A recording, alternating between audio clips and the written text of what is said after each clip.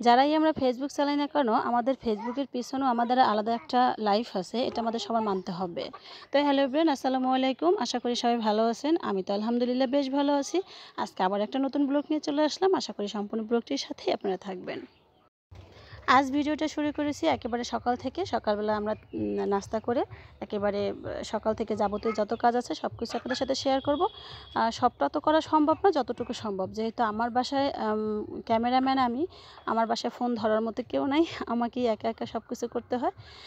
যাই হোক, আজকে রান্নাটা হবে আমার ছাদে।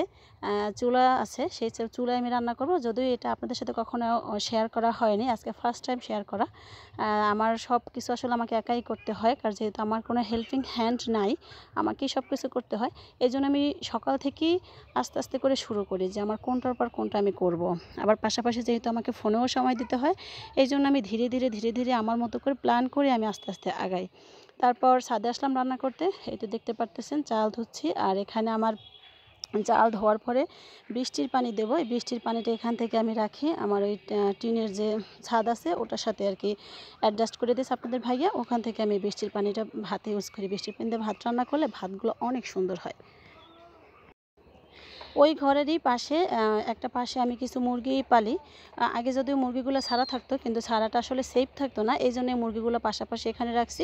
এগুলো হয়তো থাকবে না, খেয়ে ফেলবো, কিন্তু একটু বড় হবার জন্য পাশে আটকাই রাখছি। ওইখান থেকে হয়তো মাঝে মধ্যে খাওয়া পড়ে। আর কবুতরও আছে কিছু, কবুতরগুলোও ভালোই ডিম দেয়, বাচ্চা দেয়।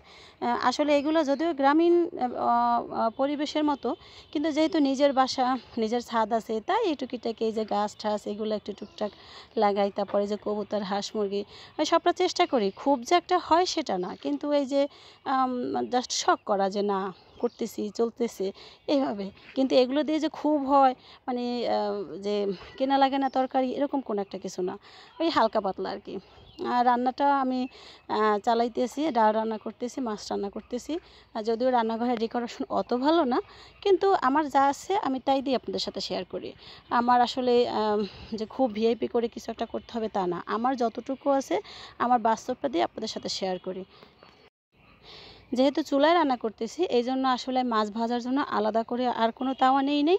আমি একটা কড়াইতেই মাছ ভেজেছি এবং ওটাই রান্না করছি, এবং আর একটা তরকারি রান্না করবো, সেটাই এটা রান্না করব, কারণ ওই চুলায় যেহেতু কালি লাগবে, এই জন্য আমি আলাদা করে আর মাছের তাওয়া লাগাই নাই। অনেকদিন পর যেহেতু ছাদে রান্না করতে আসলাম, তাই ভাবলাম যে আজকে একটু আপনাদের সাথে শেয়ার করি। হয়তো আমার ভালো লাগবে যে না, আমি ছাদে রান্না করতেছি, আপনাদের সাথে শেয়ার করি। আমার এই চুলা কিন্তু আপনাদের ভাইয়ের হাতে বানানো। আমি যে রান্নাঘরটা বসে কাজ করতেছি, রান্নাঘরটা আপনাদের ভাইয়ের বানানো। এই তো আর কি। তো এভাবেই আসলে আমার রান্না প্রায় শেষ। এখন শুধু ঢেঁড়সটা ভাজা বাকি আছে। ঢেঁড়সটা ভাজা শেষ হলে এগুলো আমি আবার একে একে সবগুলো নিচে নিয়ে যাব, যেহেতু যে আগেই বললাম আমি একা। রান্না করা প্রায় শেষ, এখন নিচে যাব।